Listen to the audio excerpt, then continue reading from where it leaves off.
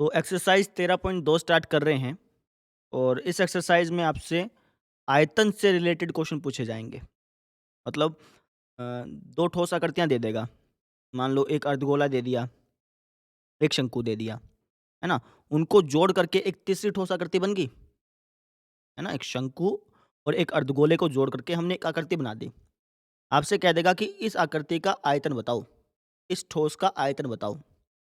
पिछली जो एक्सरसाइज थी उसमें आपसे पृष्ठीय क्षेत्रफल पूछता था, है ना? और इस एक्सरसाइज में आपसे आयतन पूछेगा। आयतन का मतलब पता है? पृष्ठीय क्षेत्रफल का मतलब क्या होता था? पृष्ठीय क्षेत्रफल का मतलब होता था कि आप उसके ऊपर कितने स्क्वायर चिपका सकते हैं, है ना? उस आकृति पर आप कितने स्क्वायर चिपका सकते हैं। 1 बाय 1 सेंटीमीटर के कितने स्क्वायर चिपका सकते हैं, वो उसका पृष्ठीय क्षेत्रफल कहलाता था। आयतन का मतलब क्या है कि आप उस ठोस आकृति के अंदर, ध्यान से सुनना इस बात को, आप उस ठोस आकृति के अंदर कितने क्यूब ढाल सकते हैं, वो मतलब होता है आयतन का। समझे? आप उस ठोस आकृति के अंदर कितने क्यूब ढाल सकते हैं। मान लीजिए कि मैं एक घन का आयतन निकाल रहा हूँ, है ना? तो मैं उस घन के आयतन में कितने साँप-सीढ़ी वाला गट्टा नहीं होता, वो कितने गिट्टे ढाल सकता हूँ, वो आयतन का मतलब हुआ। अगर आपने बेसिक लेक्चर देखा है, तो आपको ये बात बहुत ही आसानी से समझ में आ गई होगी। उसके अंदर भी मैंने यही बातें बताई थी, है ना? तो बस स्टार्ट करते हैं फिर। ठीक है? क्वेश्चंस जैसे-जैसे क्वेश्चंस करेंगे वैसे-वैसे इस बात को और अच्छी तरह से आपको समझाएँगे।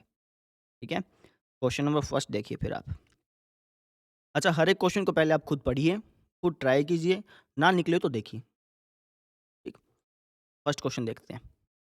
क्या लिखा है कि एक ठोस एक अर्धगोले पर खड़े एक शंकु के आकार का है। एक ठोस आकृति है, उसके अंदर एक अर्धगोला है और एक शंकु है। ये जो शंकु है ये इस अर्धगोले पर खड़ा है। अच्छा, इसकी जो त्रिज्या है वो है 1 सेंटीमीटर। किसकी? इस अर्धगोले की भी और इस शंकु की भी। इन दोनों की जो त्रिज्या है वो कितनी है? 1 सेंटीमीटर है। ठीक? और जो शंकु की ऊँचाई है, वो इसकी त्रिज्या के बराबर है। अब त्रिज्या 1 सेंटीमीटर है और क्वेश्चन में कहा गया है कि जो इसकी ऊँचाई है, शंकु की जो ऊँचाई है, वो त्रिज्या के बराबर है। तो शंकु की ऊँचाई भी कितनी होगी? 1 सेंटीमीटर हो गई। हुँ। इस ठोस का हमें आयतन ज्ञात करना है और पाई के पदों में ज्ञात करना है। पाई के पदों में मतलब ये कि पाई की जगह पाई ही रखना है। जैसे हम क्या करते थे पहले, पाई की जगह 22/7 लिख देते थे। अब इस क्वेश्चन में, सिर्फ़ इस क्वेश्चन में पाई की जगह पाई ही रखोगे। पाई की वैल्यू नहीं रखनी है आपने, समझे? आपको इस ठोस का आयतन ज्ञात करना है और पाई की जगह पाई ही रखना है। पाई की जगह 22/7, 3.14 नहीं लिखना। मतलब समझे? तो इसका आयतन कैसे ज्ञात करोगे? सिंपल है, इस अर्धगोले का आयतन प्लस में इस शंकु का आयतन बराबर हो जाएगा इस ठोस का आयतन, है ना? तो लिख देते हैं ठोस का आयतन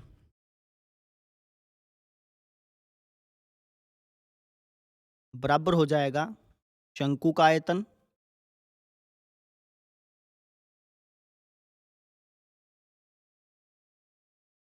प्लस अर्धगोले का आयतन।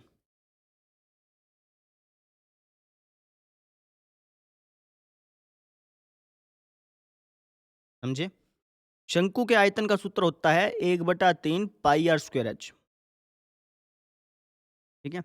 प्लस अर्धगोले के आयतन का फॉर्मूला होता है 2/3 पाई आर क्यूब, है ना? इन दोनों में क्या कॉमन आ रहा है? इन दोनों में कॉमन आ रहा है पाई आर स्क्वायर। अब यहाँ पे बच गया 1/3 एच और यहाँ पे बच गया 2/3 आर। मतलब समझ में आ गया? है ना? 2/3 आर कैसे? 2/3 तो बच ही रहा था।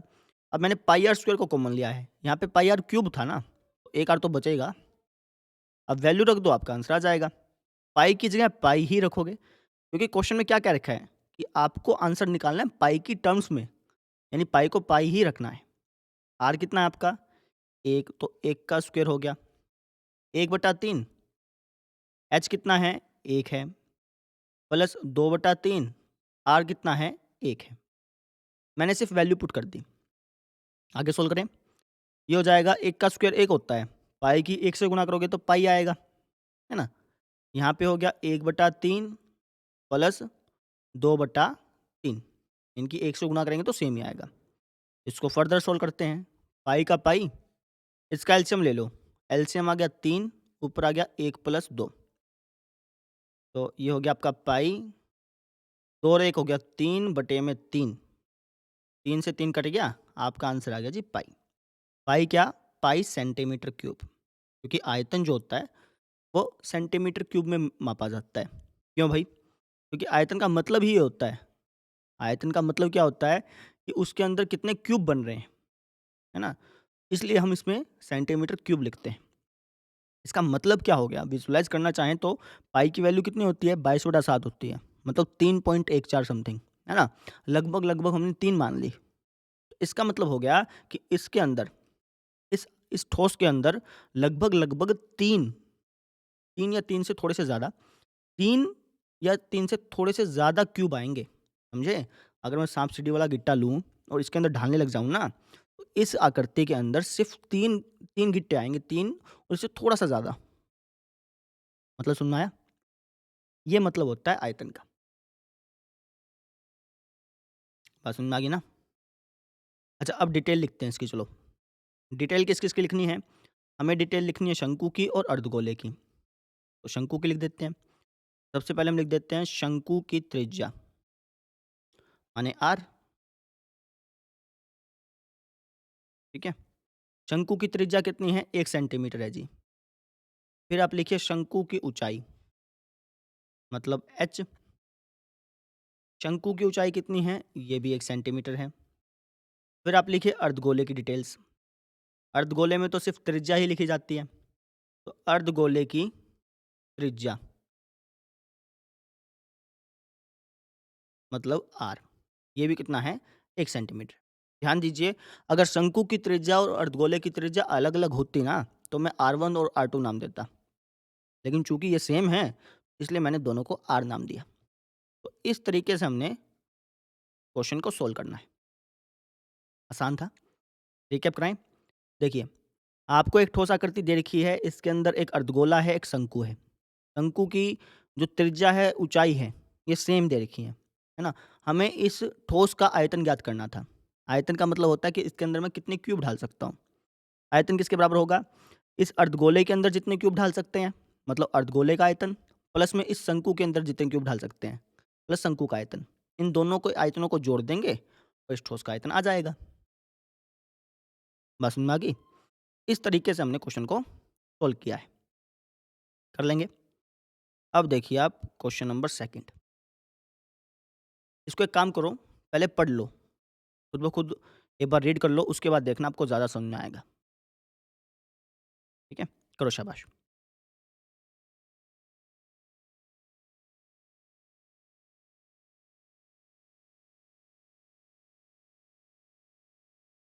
करें? अगर आपने नहीं पढ़ा है ना, तो वीडियो पॉज़ करके एक बार पढ़ लेना। क्या लिखा है कि एक इंजीनियरिंग के विद्यार्थी रचेल से एक पतली एल्यूमीनियम की शीट का प्रयोग करते हुए एक मॉडल बनाने को कहा गया। एक विद्यार्थी है भैया रचेल, क्या नाम है? रचेल। उसने क्या किया? एल्यूमीनियम की शीट से एक मॉडल बनाया। अच्छा, ये जो मॉडल बनाया ना, ये एक बेलन के आकार का था, ठीक है? जिसके दोनों सिरों पर 2 शंकु जुड़े हुए हैं। जैसे उसने ऐसा-ऐसा कुछ मॉडल बनाया, बीच में तो था बेलन और इसके दोनों सिरों पर, ऊपर और नीचे, दोनों सिरों पर शंकु जोड़ दिए, ऊपर भी और नीचे भी, ठीक है? इस मॉडल का व्यास है 3 सेंटीमीटर। इसकी चौड़ाई कितनी हो गई? 3 सेंटीमीटर हो गई। इसका मतलब इसकी त्रिज्या कितनी हो जाएगी? 3/2 सेंटीमीटर। ऐसे ही अगर आप यहाँ पे देखेंगे, तो ये भी 3/2 सेंटीमीटर हो जाएगा। बस समझ में आ गई? और इस मॉडल की लंबाई जो है, वो है 12 सेंटीमीटर। टोटल लेंथ बोल रखी है इसने। टोटल लंबाई कितनी है? 12 सेंटीमीटर है। ठीक है जी। यदि प्रत्येक शंकु की ऊँचाई 2 सेंटीमीटर हो, हर एक शंकु की जो ऊँचाई है, वो 2-2 सेंटीमीटर है। यानी इसकी ऊँचाई भी 2 सेंटीमीटर है और इसकी जो ऊँचाई है, ये भी आपकी 2 सेंटीमीटर है। अगर आप पिक्चर में देखेंगे तो आपको ये थोड़ा-सा छोटा लगेगा। वो एंगल के ऊपर बेस है ना। मैंने ये जो इमेज है, ये इस एंगल पे सेट कर रखी है ताकि आपको अच्छी तरह दिखे। इसकी वजह से आपको थोड़ा छोटा दिखेगा, लेकिन ये दोनों बराबर हैं। ठीक है? तो हमें रचेल द्वारा बनाए गए मॉडल में अंतर्विष्ट हवा का आयतन ज्ञात करना है। अंतर्विष्ट हवा का मतलब क्या है कि इस मॉडल में कितनी हवा आ सकती है, उसकी कैपेसिटी ज्ञात करनी है ना? कहने का मतलब आयतन ही ज्ञात करना है। तो इस मॉडल में आयतन कैसे ज्ञात करोगे? भैया इस बेलन का आयतन प्लस में इन दोनों शंकुओं का आयतन। आयतन का मतलब होता है कि उसके अंदर आप कितने क्यूब डाल सकते हो। तो आपको ये पता करना है कि इस मॉडल में कितने क्यूब आ सकते हैं, है ना? कैसे पता करेंगे? पहले इस ये देख लेंगे भैया इस शंकु में कितने क्यूब आ सकते हैं, फिर देख लेंगे बेलन में कितने क्यूब आ सकते हैं, फिर देख लेंगे कि इस शंकु में कितने क्यूब आ सकते हैं। मतलब इस मॉडल का आयतन बराबर हो जाएगा बेलन का आयतन प्लस में इन दोनों शंकुओं का आयतन। बात समझ में आ गई? लिख देते हैं। मॉडल का आयतन किसके बराबर होगा? बेलन का आयतन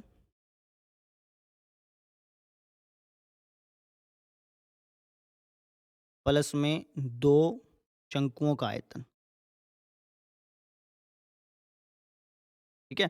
अगर इन दोनों शंकुओं की जो डायमेंशंस है ना, ये अलग-अलग होती ना, तब मैं ऐसे नहीं लिख पाता कि 2 शंकुओं का आयतन। लेकिन इनकी डायमेंशन सेम है। इसकी त्रिज्या भी 3/2 है, इसकी त्रिज्या भी 3/2 है। इसकी ऊँचाई भी 2 है, इसकी ऊँचाई भी 2 है ना? इसलिए मैंने 2 शंकुओं का आयतन लिखा, ठीक है? अच्छा जी, बेलन के आयतन का फ़ॉर्मूला होता है पाई आर स्क्वायर एच प्लस में 2 का 2। शंकु के आयतन का क्या फ़ॉर्मूला होता है? ये होता है 1/3 पाई आर स्क्वायर एच। आप आराम से लिख लीजिए फ़ॉर्मूले, जो शीट थी ना उसमें से देख-देख के। भाई जितने ज़्यादा क्वेश्चंस करेंगे ना, वो अपने आप ही फ़ॉर्मूले आपको याद हो जाएँगे।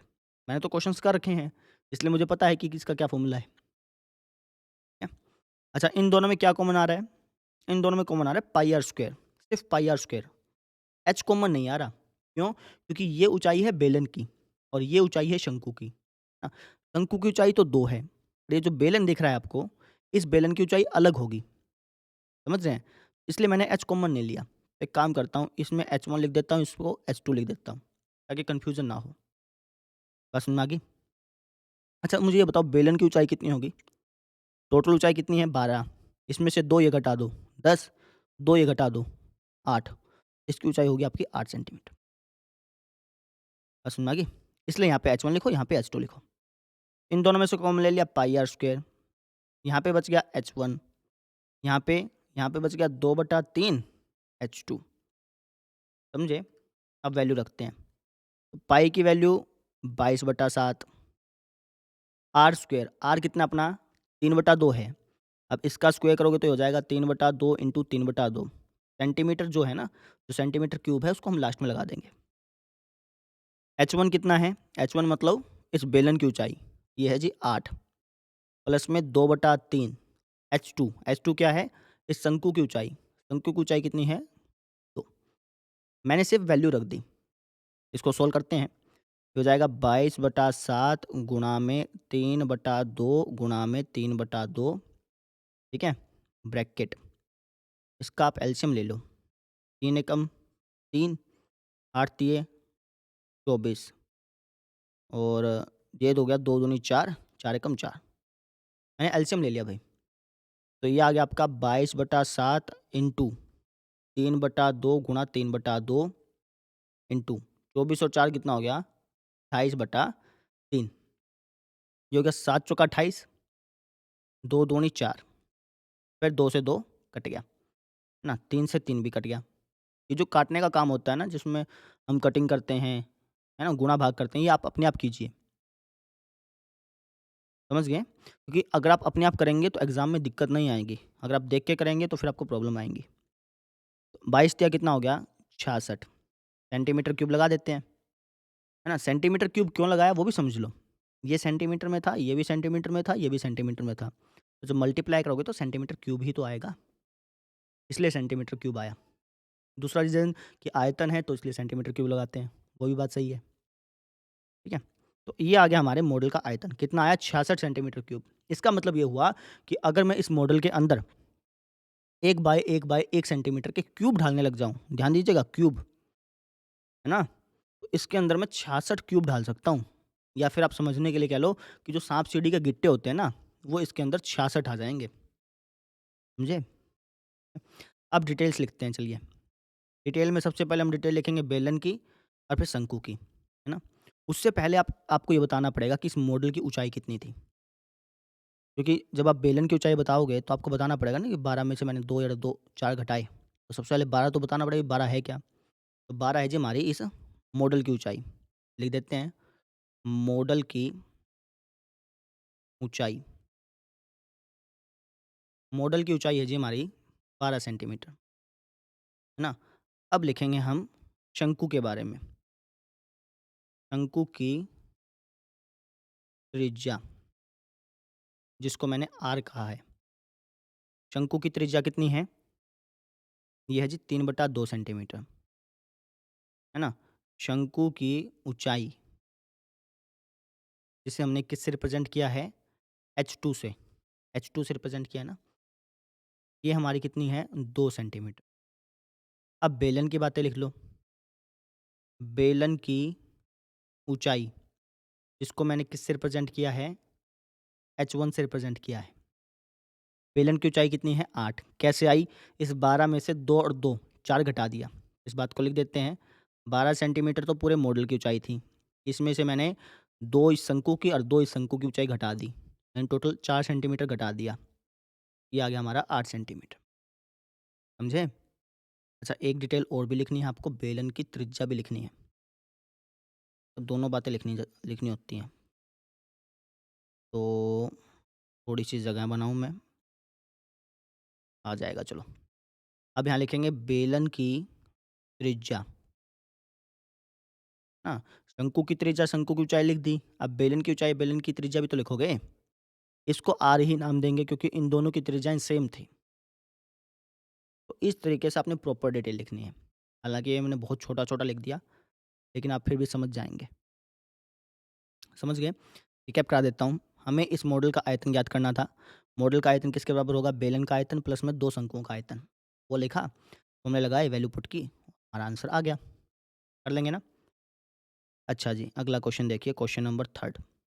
इसको पहले आप एक बार पढ़ो, उसके बाद स्टार्ट करते हैं।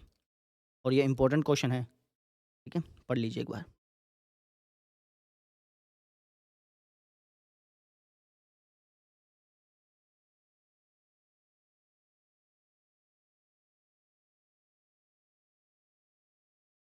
पढ़ लिया? देखो, क्या कह रखा है कि एक गुलाब जामुन में उसके आयतन की लगभग 30% चीनी की चाशनी होती है ना? कोई गुलाब जामुन है और बता दिया कि उस गुलाब जामुन में जो चाशनी की मात्रा है ना, वो उसके आयतन के 30% के बराबर है। मतलब मान लो कि मुझे पता करना है कि इस गुलाब जामुन में कितनी चाशनी है। कैसे पता कर सकता हूँ? सबसे पहले इसका आयतन निकाल लूँ। क्या निकाल लूँ?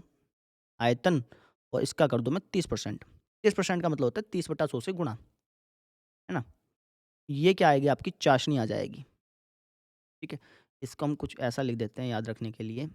अगर मुझे चाशनी निकालनी है ना, गुलाब जामुन में पता करना है कि कितनी चाशनी है, तो इसके लिए मैं क्या करूँगा? उसके आयतन का 30% निकाल लूँगा। उसके आयतन का कितने परसेंट? 30%। यहाँ से मुझे क्या पता चल जाएगी कि एक गुलाब जामुन में कितनी चाशनी है। बात समझ में आ गई? ठीक है? अच्छा, 45 गुलाब जामुनों में लगभग कितनी चाशनी होगी? हमसे पूछा कि भैया एक गुलाब जामुन में तो इतनी चाशनी होती है, 45 में कितनी होगी? तो गुणा कर देंगे। भाई ये जो चाशनी आएगी, इसके मैं किससे गुणा कर दूँगा? 45 से गुणा कर दूँगा। तो मुझे ये पता चल जाएगा कि 45 गुलाब जामुनों में कितनी कितनी चाशनी है। समझ में आई? आपको 45 जामुनों में चाशनी की मात्रा ज्ञात करनी है। कैसे ज्ञात करोगे? आप सबसे पहले एक गुलाब जामुन का आयतन निकाल लोगे, उसका 30% कर दोगे, आपको पता चल जाएगा कि एक एक गुलाब जामुन में कितनी चाशनी होती है ना? उसके 45 से गुणा कर देना, आपको ये पता चल जाएगा कि 45 गुलाब जामुनों में कितनी चाशनी है। बात क्लियर है ना? बस यही क्वेश्चन है आपका।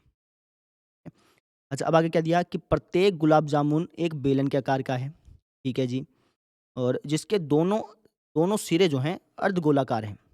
गुलाब जामुन जो है ना, ये थोड़े से लंबे वाले गुलाब जामुन हैं, बीच में तो बेलन टाइप का है, ऊपर और नीचे जो है अर्धगोले के आकार के सिरे हैं। अच्छा, इसकी जो टोटल लंबाई है वो है 5 सेंटीमीटर। इस गुलाब जामुन की टोटल लंबाई कितनी है? 5 सेंटीमीटर है। और जो इसका व्यास है वो है 2.8 सेंटीमीटर। अब व्यास 2.8 है तो इसका मतलब इसकी त्रिज्या कितनी हो गई?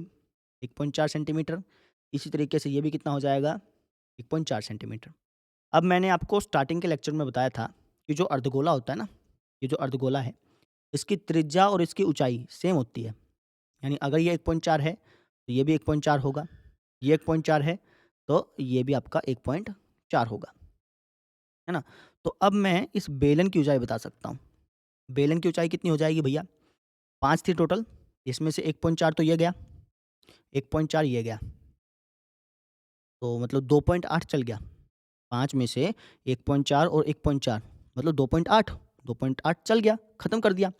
5 में से अगर आप 2.8 को घटा देते हैं, तो ये बच जाता है 2.2 सेंटीमीटर, समझे? यानी इस बेलन की ऊँचाई कितनी है? 2.2 सेंटीमीटर है। वापस समझ लो, टोटल लेंथ थी 5 सेंटीमीटर, इसकी त्रिज्या थी 1.4, ये 1.4 है तो ये भी 1.4 होगी, क्योंकि ये भी तो इसकी त्रिज्या हुई। ऐसे ही ये भी 1.4 हो गई, ठीक है?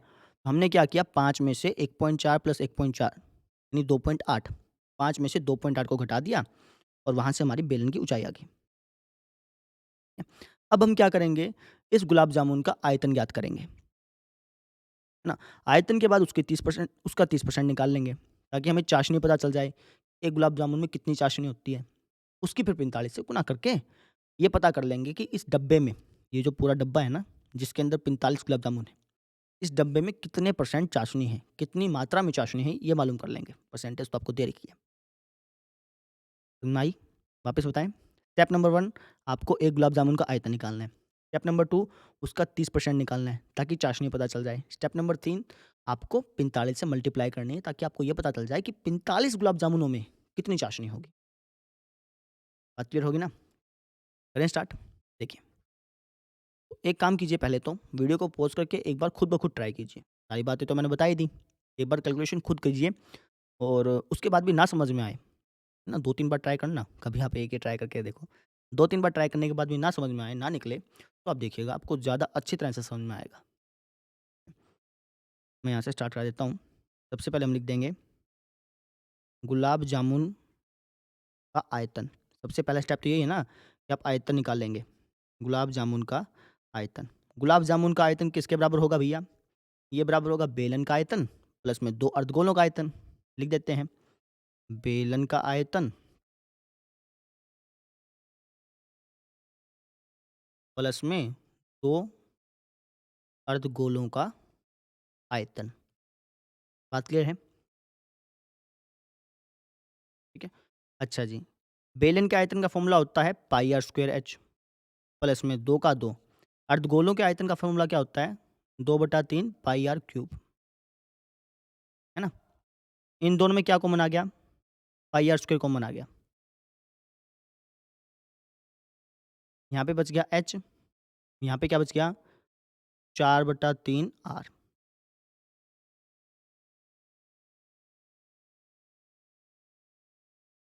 बात समझ में आ गई? ठीक है। पाई की वैल्यू 22/7 गुणा में आर। त्रिज्या कितनी है? 1.4। अब 1.4 का स्क्वायर करना है। मैं डायरेक्टली कर देता हूँ। ये हो जाएगा 1.96। आप आराम से कर लेना चाहें। एच, एच मैंने बेलन की ऊँचाई कितनी है? 2.2, क्योंकि ये जो एच है ये बेलन का आयतन में से आया ना, इसलिए आप बेलन की ऊँचाई देखते हैं, ना कि पूरे गुलाब जामुन की। बेलन की ऊँचाई होगी 2.2 प्लस में 4/3 आर। आर वापस से कितना है? 1.4 है। मैंने वैल्यू रख दी। तो इसको काट लेते हैं। 7 0 0, 7 दूनी 14, 5 बच गया, 7 8 56, 0.28 पे कट जाएगा। ये हो गया आपका 22 गुणा 0.28, है ना? और इसका आप एलसीएम ले लें। एलसीएम लोगे तो 3 आ गया। 2.2 की 3 से मल्टीप्लाई करो 6.6 और 1 की आप इससे मल्टीप्लाई करेंगे, कितना आएगा? 14 चौके 56। मैंने एलसीएम ले लिया ना भाई, समझे? 3 एकम 3, ऐसे लेते हैं। 3 एकम 3, 3 की 2.2 से की तो 6.6 और इसकी आप 1 से करेंगे तो इतना आ गया, क्योंकि 14 चौके 56 होता है। समझ में आ गई? तो ये हो गया आपका 22 गुणा में 0.28 गुणा में, इनको जोड़ लीजिए। ये हो जाएगा आपका 12.2 बटे में 3। ठीक है? अब चाहें तो आप अभी सिम्प्लीफाई कर सकते हैं, नहीं तो आप सिर्फ़ इतना लिख के लिख दीजिएगा सेंटीमीटर क्यूब। ये आपका 1 गुलाब जामुन का आयतन हो गया, है ना? नहीं तो चाहो तो अभी मल्टीप्लाई कर लो, अभी काटा-पिटाई कर लो, लेकिन इसमें फिर वो लंबा काम पड़ जाएगा। हम इकट्ठी काटा-पिटाई करेंगे सारी, है ना? तो ये आपका आयतन आ गया 1 का, 1 गुलाब जामुन का आयतन इतना हो गया। अब सेकंड स्टेप क्या था? इसका 30% निकालना है, ताकि चाशनी पता चल जाए। तो लिख देते हैं 1 गुलाब जामुन में चाशनी।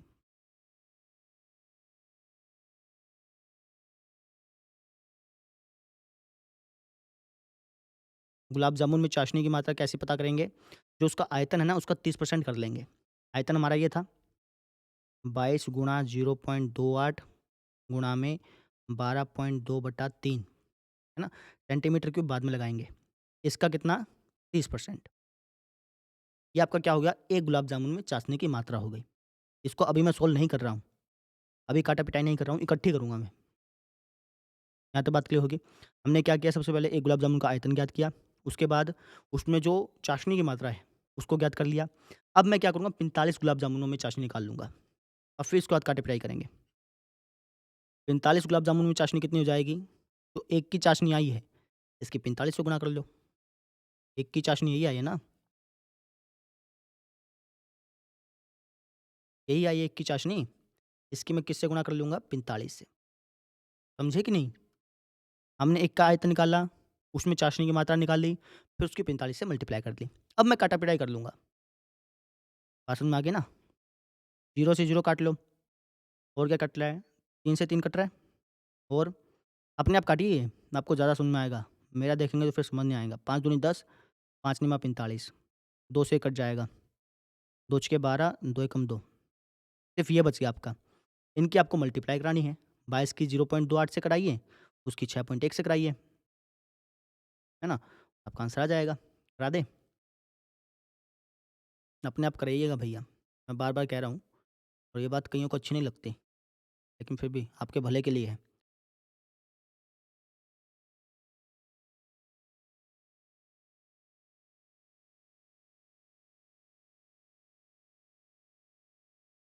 2 के बाद पॉइंट लग गया। अब पॉइंट से पहले 0 का कोई मतलब नहीं होता। आप इसको लिख सकते हो 6.16, इसकी हमें गुणा करानी है 6.1 से।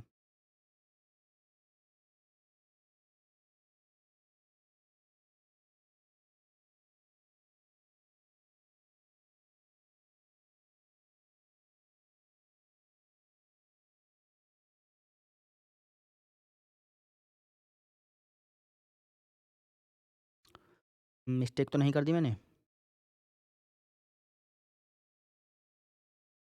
2 मिनट रुकिए।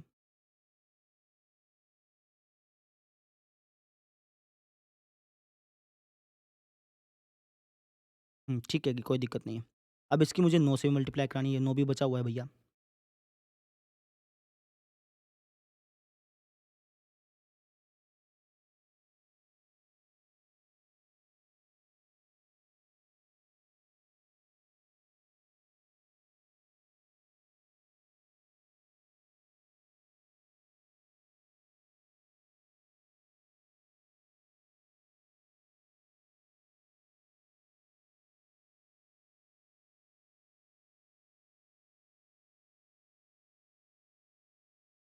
हुँ, 3 के बाद पॉइंट लगेगा।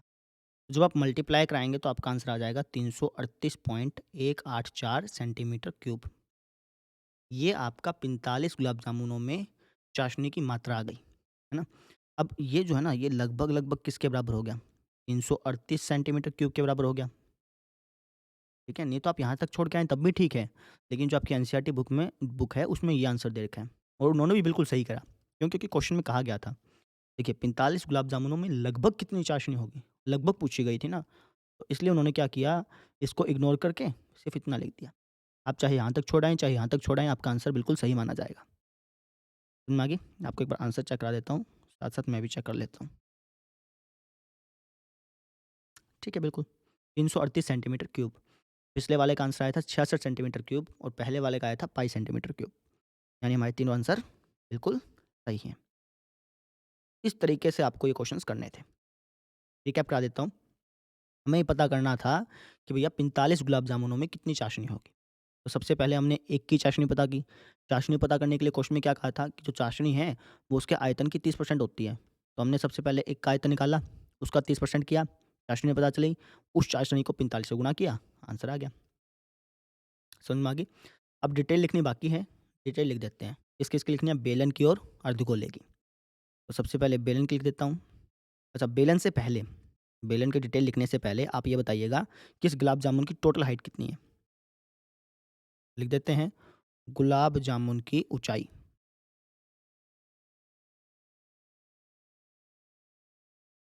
इसको मैंने कुछ माना ही नहीं है। ये कितनी है? 5 सेंटीमीटर। फिर आप बेलन की लिख दीजिएगा। बेलन की ऊँचाई, इसको हमने माना है h, ठीक है? अच्छा, h1 भी मान सकते थे लेकिन इसमें था ही नहीं h का कुछ और सिस्टम, इसलिए सिर्फ़ h ही माना था। बेलन की ऊँचाई कैसे आई थी? इस 5 सेंटीमीटर में से मैंने 1.4 और 1.4 ऐसे करके 2.8 सेंटीमीटर घटा दिए थे। तो जब आप 5 सेंटीमीटर में से 2.8 सेंटीमीटर घटा देंगे, तो आपका आएगा 2.2 सेंटीमीटर। समझ में आ गई? फिर बेलन की त्रिज्या माने r, ये थी हमारी 1.4 सेंटीमीटर। ये तो बात होगी बेलन की। अब ऐसे अर्धगोलों की लिख लो।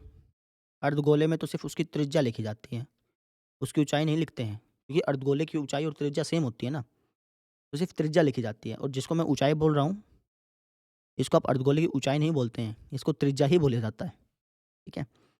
अर्धगोले की त्रिज्या, मैं तो सिर्फ़ समझाने के लिए ऊँचाई बोल रहा हूँ भई। इसकी त्रिज्या भी सेम है, अलग नहीं है। तो इस तरीके से हमने इस क्वेश्चन को सॉल्व किया।